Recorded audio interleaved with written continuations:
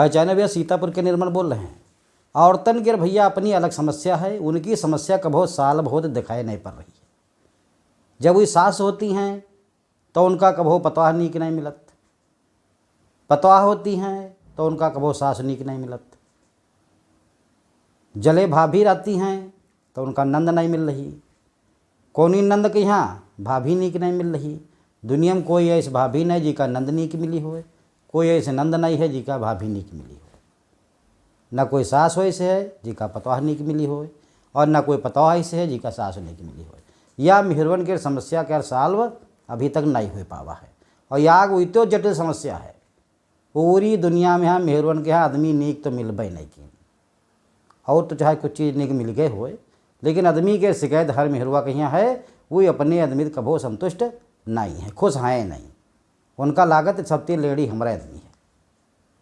बाकी भैया पहचान तो गए हो, सीतापुर के निर्मल बोल रहे हैं। ये समस्या का समाधान कैसे हुई पता नहीं।